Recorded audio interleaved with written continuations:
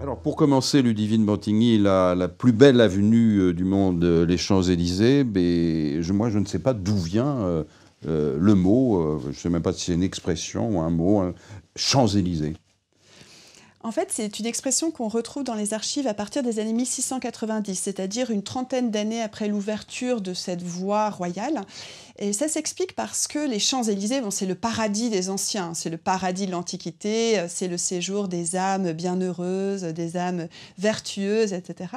Et il se trouve que dans ces années-là, les dernières décennies du XVIIe siècle, il y a un genre littéraire qui est très prisé, voilà, qui est très commun, c'est ce qu'on appelle le dialogue des morts aux Champs-Élysées. Ça permet de créer une sorte de mélange de personnages historiques, tous morts, mais qui peuvent être des personnages de l'Antiquité, des rois comme Henri IV, etc., comme Louis XIV. Et donc on les met en scène dans cet espace mythique et on les fait parler comme ça. Et donc c'est voilà, le jardin d'Éden en quelque sorte. Et donc on s'est dit dans ces années 1690 que cet espace à la fois si beau, champêtre, qui avait vocation à devenir vraiment un espace prestigieux, on allait l'appeler de cette façon. Voilà. Vous habitez Paris depuis 20 ans et vous avouez au début de ce livre très beau sur les Champs-Élysées, Histoire sociale et politique des Champs-Élysées, la plus belle avenue du monde, vous dites ne pas connaître les champs. Alors évidemment, la question qui vient à l'esprit, sans les Gilets jaunes, auriez-vous écrit ce livre sur l'histoire culturelle et sociale des Champs-Élysées? Non, je pense qu'on ne peut pas imaginer que j'aurais pu m'y intéresser sans ce mouvement social incroyable, quoi, qui est une insurrection populaire, un soulèvement.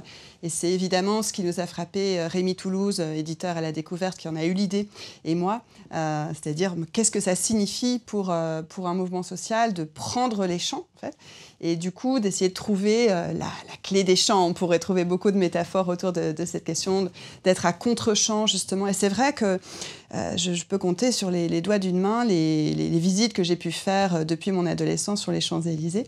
Il y a toujours ce sentiment de décalage qui fait que, en effet, même quand on vit à Paris, il y a une distance qui est moins une distance géographique et kilométrique qu'une distance, j'allais dire, presque psychique et dans une certaine mesure culturelle, voire politique. On se sent quand même loin de ce monde-là. En tout cas, c'est mon cas et c'est ce que j'éprouvais déjà quand j'ai découvert l'avenue voilà, en tant que petite provinciale. Alors, il y a toujours une question comme ça, très simple, qui vient à l'esprit, le point de départ, ça serait peut-être un peu Mrs. Dalloway de Virginia Woolf. Il y a quand même un poids de l'histoire, et il existe des lieux qui sont quand même écrasants. Ce qu'on appelle le temps monumental. Alors c'est vrai que les Champs-Élysées, on est gâtés depuis Louis XIV jusqu'à, je ne sais pas, au bicentenaire de la Révolution française et jusqu'aux Gilets jaunes. Il y a donc ce décalage entre le temps historique lourd, le temps monumental, et le temps vécu. C'est-à-dire, qu'est-ce qui fait...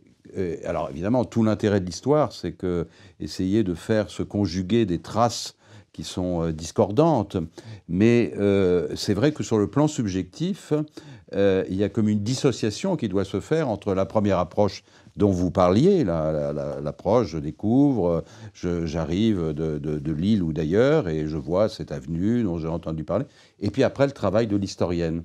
Ça doit être quand même une expérience particulièrement unique, non ?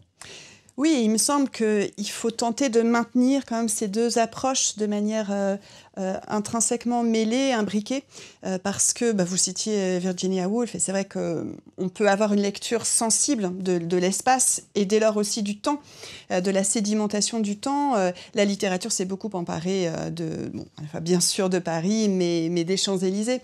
Et j'essaie précisément de citer, y compris un Balzac qui va indiquer qu'il y a une histoire précisément sensible, existentielle, des lieux de Paris qui ont une âme en quelque sorte. Et dans Le Père Goriot, par exemple, il cite les Champs-Élysées quand les deux filles du Père Goriot passent comme ça dans leur calèche, tandis que leur père, assis pauvrement sur un banc, les regarde avec une grande tendresse et aussi finalement une forme d'humiliation. Et c'est finalement l'incarnation historique, comment la littérature incarne justement les contrastes sociaux que vous évoquiez. Et donc les contrastes aussi, en effet, entre un temps psychique, un temps vécu. On peut se rapporter évidemment à quelqu'un comme Henri Lefebvre qui a beaucoup travaillé sur ces questions, Bergson, etc. Là, la dimension sensible de l'espace, la dimension poétique aussi de l'espace. Il y a une poésie de la ville et une poésie de cette avenue finalement, avec l'idée de la construction d'un mythe que le cinéma a contribué à entretenir. Et puis de l'autre côté, une histoire plus directement sociale et politique, au sens où ce qui m'intéressait, c'était de faire vivre les différents protagonistes, mais notamment dans les coulisses des Champs-Élysées. Je voulais tenir aussi ces deux fils et les tresser dans une certaine mesure. Le fil de la politique imposante, à certains égards, justement, qui est dans l'ostentation, la mise en scène, un peu le théâtre. Il s'agit quand même d'exhiber sa puissance. Et tout à l'heure, vous évoquiez justement Hitler, et en fait, il y a toute une histoire comme ça de l'occupation de l'espace, y compris quand on a gagné une guerre, et c'est peut-être le premier endroit où on se propose de s'installer. Donc c'est un lieu qui est très puissamment politique et aussi militaire. Et puis, il y a l'autre fil, qui est le fil social, le fil des conditions de travail, le fil de la misère, de la pauvreté qu'on découvre aussi sur les Champs-Élysées.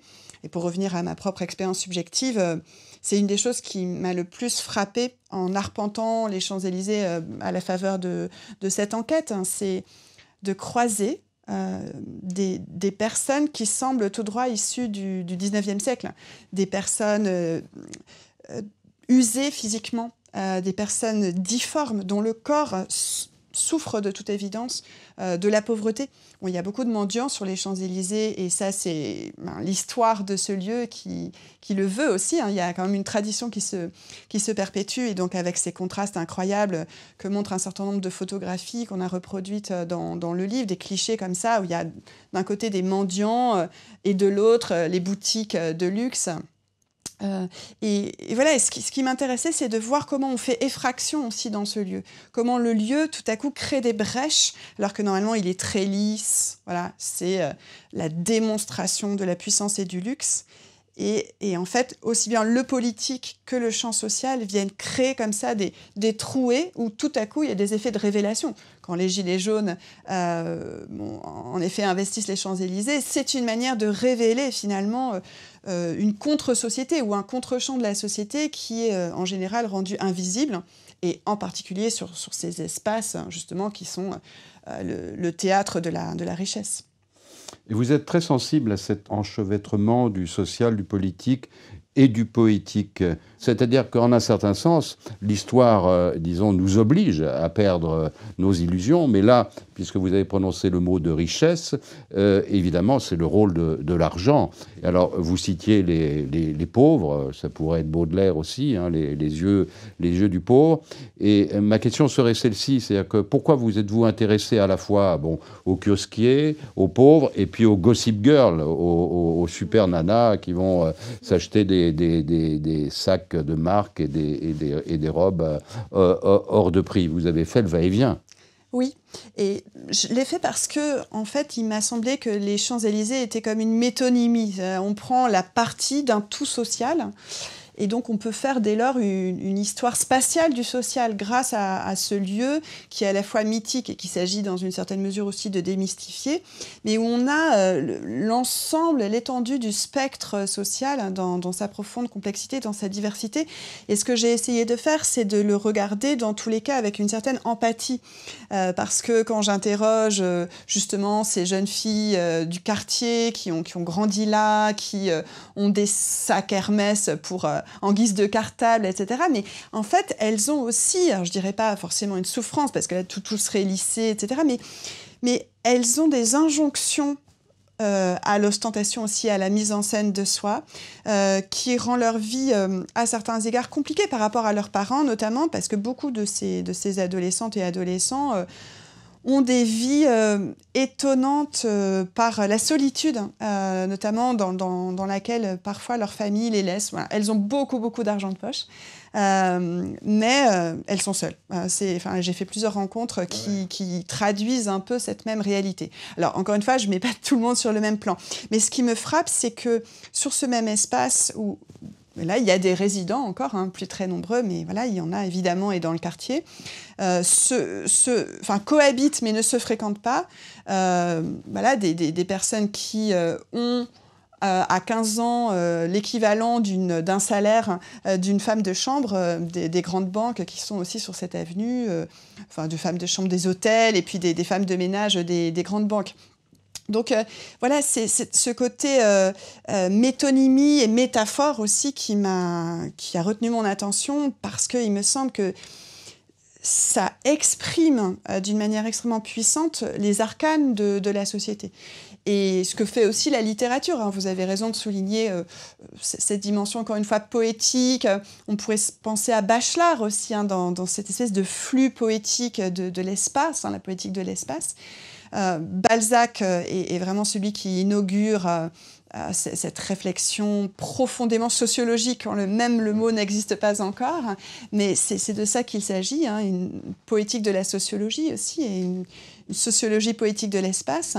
Mais les Champs-Élysées sont explorés aussi bien par un Zola dans Les Nouveaux Contes à Ninon, par exemple, qui met en scène justement une comtesse qui croise une mendiante, et tout à coup, dans cette rencontre, il y a tout ce qu'il y a de terrible dans la société. Il y a l'immense écart, l'écart abyssal, vertigineux, vraiment. Et donc, ce que fait la comtesse, c'est de donner son bouquet à la mendiante qui est en train quasiment de mourir de froid. On pourrait penser à Proust. On dit souvent que Proust a grandi et a joué dans les jardins des Champs-Élysées. C'est là qu'il a fait la rencontre de Gilberte comme une illumination. Et en même temps, il y a cette dimension de l'arrière-plan chez Proust. Il y a les cabinets d'aisance, dont on ne parle pas en général quand on cite les Champs-Élysées, mais c'est les cabinets d'aisance chez Proust, c'est aussi le revers de cette dimension mythique de la rencontre élyséenne de la recherche, qui inaugure la recherche du temps perdu. En commençant ce livre, donc, est-ce que vous pensiez que vous alliez remonter jusqu'à l'Ancien Régime ? Reprenons un peu l'histoire, parce qu'en fait, votre livre, c'est un peu une tentative, d'ailleurs réussie, pour essayer de comprendre la fabrique d'un mythe en remontant aux origines et de ce qui était au départ une simple promenade où la noblesse et le peuple se côtoyaient. Mmh. Absolument. Oui, ça me paraissait indispensable de retrouver cette source de la raison même du décret de Louis XIV, d'ouvrir cette voie qu'il voit un peu comme une voie sacrée finalement, en tout cas une voie royale, comme un sceptre comme ça qui va unir le Louvre, les Tuileries et puis Versailles finalement. Et ce qui est en même temps incroyable, c'est, comme vous le soulignez, ce brassage de population, parce qu'à la différence du cours La Reine, qui existe toujours aujourd'hui, le long de la Seine, où là, seuls les gens de cour, précisément, peuvent accéder, eh bien, ce qui va quand même assez rapidement s'appeler, dans les années 1690, les Champs-Élysées, comme si c'était un paradis, d'ailleurs, pour les bienheureux, c'est tout un mélange fascinant de population. Et donc, on a à la fois le roi lui-même qui vient y faire sa promenade. On a même des lithographies de Louis XVI qui rencontre un jeune balayeur des Champs-Élysées. Et puis, on a des troupeaux qui paissent encore, mais jusqu'aux années 1830. Il y a encore des petites fermes, des masures, etc.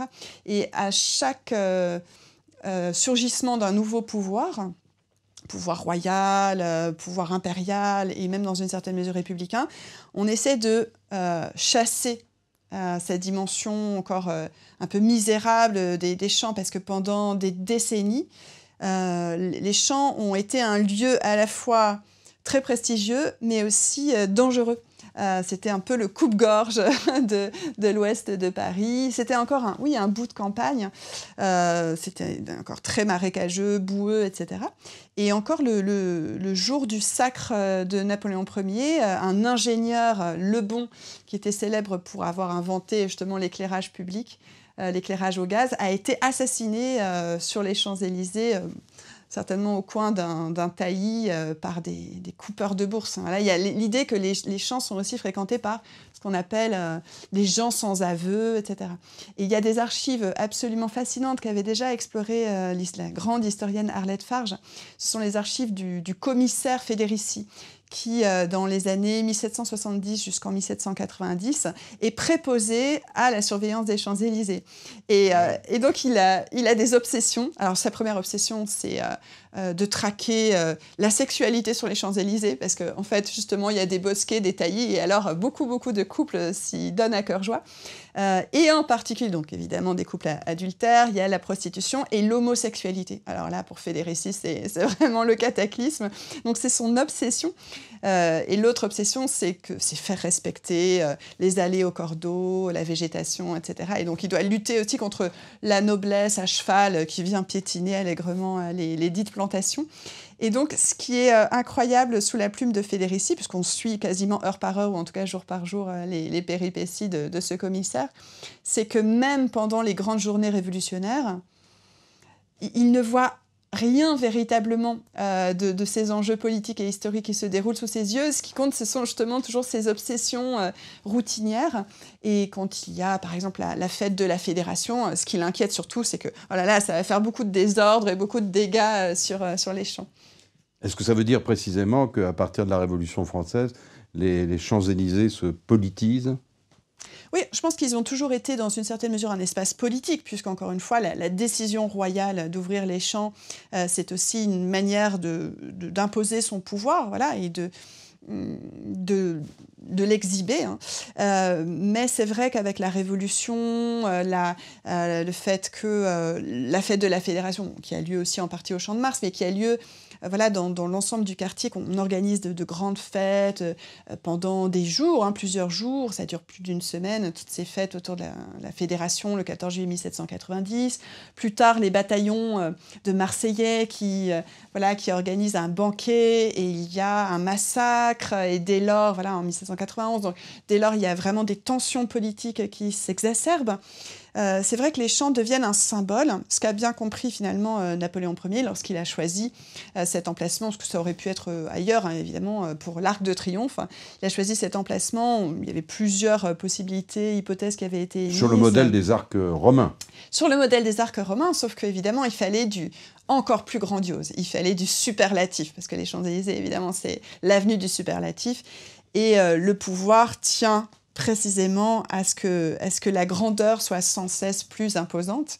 Et donc, les dimensions de l'Arc de Triomphe sont sans commune mesure avec celles des arcs antiques, ou même celles des arcs qui avaient été érigés, notamment pendant la Renaissance, ou plus tard, sous Charles Quint, entre autres. Alors, vous consacrez un chapitre à l'Arc de Triomphe. Alors, ça n'a pas été simple, parce que finalement, il a fallu parce que vous parlez de Napoléon Ier, mais en fait, il sera fini qu'en 1823, je crois, hein, c'est oui, ça, oui, à peu près. Même encore plus tard, parce même que c'était par strate. Il est véritablement terminé en 1836-1837, sous Louis-Philippe.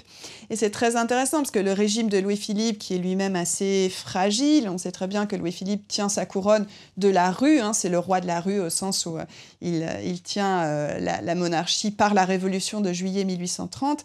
Et donc, il cherche un équilibre entre les différentes forces politiques, les monarchistes, les bonapartistes et puis les républicains qui ont en grande partie mené la révolution de juillet 1830. Et dès lors, le fait de décider de terminer l'Arc de Triomphe, de rendre hommage à l'empereur, de procéder au retour des cendres, bien sûr, qui érige encore davantage cette avenue en un espace sacré où les fantômes semblent hanter, voilà, tels des spectres, ce lieu qui devient profondément historique. Voilà, cette décision de Louis-Philippe est très symbolique de sa tentative de trouver une forme équilibrée du point de vue politique. Il sait que son régime est sans cesse menacé par les forces adverses. Donc c'est vrai que cette histoire de l'Arc de Triomphe, en fait, ce qu'elle nous indique, c'est qu'elle n'est pas du tout républicaine à l'origine. On a beaucoup dit pendant le mouvement des Gilets jaunes, et notamment lors de l'acte du 8 décembre, 1er décembre et 8 décembre, lorsque les Gilets jaunes ont investi finalement l'Arc de Triomphe, et se le sont dans une certaine mesure appropriés. Bon, il y a eu quelques tags, comme on le sait, il y a une copie de plâtre de la statue de Rude qui a été abîmée. Mais c'est vrai que beaucoup de commentateurs ont dit « mais c'est une atteinte à la République est en danger », etc. Donc il s'agissait quand même tout simplement de rappeler l'histoire de cet arc qui est fondamentalement impérial, hein, qui est fondamentalement le symbole aussi de la violence guerrière. Parce que les Gilets jaunes sont très violents, etc. Mais en fait, ce que vient célébrer l'Arc de Triomphe du point de vue de celui qui en décide la construction, à savoir l'empereur Napoléon Ier, c'est l'hommage aux victoires militaires de la France, l'hommage à l'armée française, etc. Chose comme on sait, hein, qui est toujours célébrée chaque soir à 18h30 lorsque des représentants de l'armée française, des anciens combattants, raniment la flamme. Donc c'est quand même une histoire qui n'est pas du tout républicaine, qui est même à l'origine profondément anti-républicaine, qui ensuite a été réappropriée par la République, mais assez tardivement, somme toute, hein, surtout après la Première Guerre mondiale. Donc il fallait le souligner quand même pour rappeler que c'est d'abord un symbole de la violence guerrière, comme la statuaire aussi, pas seulement celle de Rude, mais l'ensemble de la statuaire de l'Arc l'indique bien. Et alors le soldat inconnu, ça arrive comment? Pourquoi? En fait, c'est là vraiment que cet espace qui déjà en 1915 a accueilli les cendres de Rouget de Lille. Enfin voilà, on a organisé toute une cérémonie avec un défilé militaire. Mais c'est vraiment le premier moment républicain de l'Arc, hein, pendant la Première Guerre mondiale, donc 1915. Et puis, donc, il s'agit finalement de trouver cette continuité avec l'histoire militaire et l'histoire glorieuse de la France. Donc, on décide, alors la cérémonie est bien connue, hein, c'est un jeune soldat qui, à Verdun, va tirer au sort parmi plusieurs cercueils qui eux-mêmes symbolisent différents champs de bataille. Eh bien, celui qui pourra symboliser l'anonymat des victimes de la guerre et surtout l'héroïsme. Bon. Et moi, ce qui me fascine beaucoup, c'est justement le rapport entre présent et passé, parce que, encore une fois, c'est pas forcément très connu des habitants de ce pays, mais donc chaque soir, on ranime la flamme du soldat inconnu. On le sait surtout pour les cérémonies officielles de réception des chefs d'État qui viennent ranimer la flamme avec le président de la République. Mais en fait, il y a une quotidienneté de ce rituel, et on associe à la fois des militaires et des jeunes, des adolescents, des enfants, parfois tout simplement. On leur fait signer un livre d'or, ils prennent des photos, ils raniment la flamme avec les militaires. Et donc c'est comme s'il y avait une espèce de continuité dans la nation guerrière, et l'idée quand même d'un sacrifice pour la patrie. Et pour tout vous dire, moi à titre personnel, il m'est arrivé donc d'assister à ces cérémonies, pour essayer d'en comprendre la dramaturgie, je me suis dit que, en fait, ces jeunes à qui on dit qu'éventuellement il faut se préparer à d'autres guerres, contre d'autres ennemis, pour d'autres sacrifices, c'est un peu comme s'ils étaient les futurs soldats anonymes et inconnus qu'on a inhumés là, et la même chair à canon, en fait. Voilà. Donc j'ai un peu l'impression que celui à qui on rend hommage, on va pouvoir éventuellement en trouver d'autres incarnations plus tard, et c'est très, très troublant. Je trouve ça très tragique. Alors la guerre d'Algérie à Paris, ce n'est pas seulement Charonne, c'est aussi les Champs-Élysées. Et d'aucuns ont pu parler de la Saint-Barthélemy des musulmans. Et vous parlez dans votre livre de massacre d'État. Que s'est-il passé au juste lors de cette manifestation du FLN ?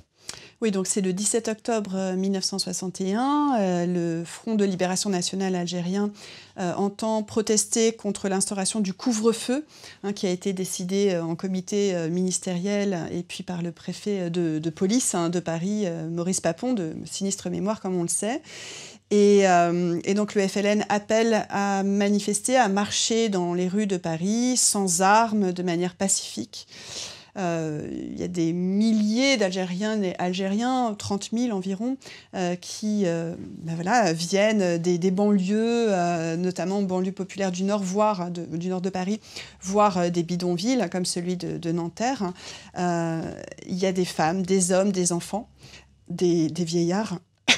Et voilà, c'est une manifestation très calme, souvent silencieuse, même si on entend parfois des vive l'Algérie indépendante, vive Ben Bella, vive le FLN. Mais voilà, c'est une manifestation qui est très digne. Mais Maurice Papon avait indiqué au préalable à ses troupes qu'ils avaient en quelque sorte carte blanche. Il faut se souvenir que le contexte était particulièrement tendu, qu'il y avait eu des assassinats de policiers par des militants indépendantistes algériens pendant les semaines qui avaient précédé la manifestation, qu'à l'inverse, beaucoup d'Algériens étaient morts, assassinés et torturés par certains membres de la police française. Donc les tensions sont vraiment très aiguës. Et donc le 17 octobre 1961, les manifestants envahissent différents grands boulevards de Paris, dont les Champs-Élysées, mais il y a aussi justement les grands boulevards, il y a aussi le pont Saint-Michel et le boulevard Saint-Michel.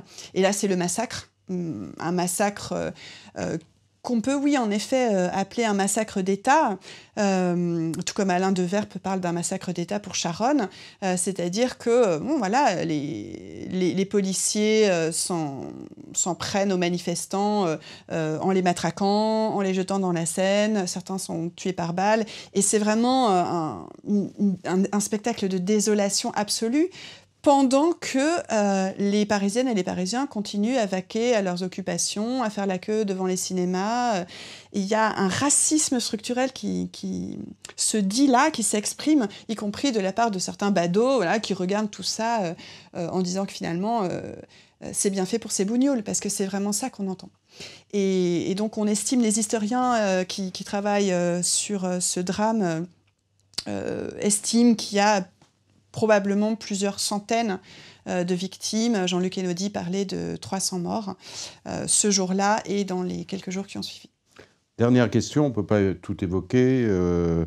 Le bicentenaire de la Révolution française, la Coupe du Monde. Mais j'aimerais vous entendre, pour terminer, puisque vous avez pénétré dans les palaces des Champs-Élysées. Je ne sais si vous avez réservé une suite pour cette enquête, mais vous avez néanmoins interrogé les femmes de chambre. Et est-ce qu'il vous a semblé que ces travailleuses des grands hôtels avaient un regard et comme une mémoire un peu historique du lieu et des Champs-Élysées qui étaient leur lieu de travail? Alors, ce sont vraiment des rencontres très fortes qui m'ont marqué de manière assez définitive, je pense, de discuter longuement par des entretiens avec les femmes de chambre des palaces, avec les balayeurs, avec les éboueurs de l'avenue, avec celles et ceux qui travaillent aussi dans les enseignes des boutiques des Champs-Élysées et qui ont des conditions de travail vraiment spécifiques. Les femmes de chambre des palaces, oui, ont à la fois cette conscience de vivre dans un lieu incroyable, chargé d'histoire. La clientèle de ces palaces dispose d'une telle fortune, il y a une telle exubérance des dépenses que, en fait, ce qui est très difficile pour elles, c'est de garder pied dans la réalité. Et en fait, ce qu'elles se disent souvent, y compris pour se protéger de ces dépenses ostentatoires qui sont incommensurables. Enfin, Bon, c'est inimaginable, en fait, et y compris en termes de gaspillage, etc., ou d'exigence, de niveau d'exigence. Donc, souvent, elles se disent, mais tout ça, au fond, c'est du théâtre, en fait. C'est comme un petit théâtre, et décidément, ça rejoint cette métaphore théâtrale des chants qui a toujours existé, mais elles se disent ça pour se protéger. Elles se disent, nous sommes vraiment comme des domestiques au XIXe siècle. Ce sont elles qui emploient ce terme presque de subalterne. Voilà, c'est domestique au sens où c'est pas comme les femmes de chambre des hôtels plus ordinaires où nous pourrions aller. Non, je précise que je n'ai pas fait d'observation participante et donc je suis pas allée dans les suites de ces palaces et discuter avec les concierges, les femmes de chambre m'a suffi pour comprendre leur travail, même s'il aurait fallu encore approfondir l'enquête d'un point de vue sociologique. Mais en fait, ce qu'elle dit, c'est qu'elles sont comme des soubrettes. Elles sont pas comme les femmes de chambre des hôtels plus ordinaires, encore une fois, parce que elles sont vraiment complètement au service des clients. Elles doivent vraiment entrer aussi dans leur intimité, dans ces suites gigantesques. Elles doivent s'occuper de leur linge, de toutes leurs affaires. Elles doivent être toujours dans l'anticipation de leurs désirs, du moindre de leurs désirs, à condition qu'ils ne soient pas sexuels, puisque là, c'est vraiment la limite qu'elle se fixe et que se fixe la direction de ces hôtels. Mais sinon, le client est roi, et là, la formule, pour le coup, a tout son sens, parce que tout peut être exigé. Voilà, j'ai envie tout à coup d'aller à Vienne, de prendre un jet privé, bah oui, bien sûr. Enfin, tout est possible. En termes de nourriture, ce qu'on peut demander à 2h ou 3h du matin dans ces palaces.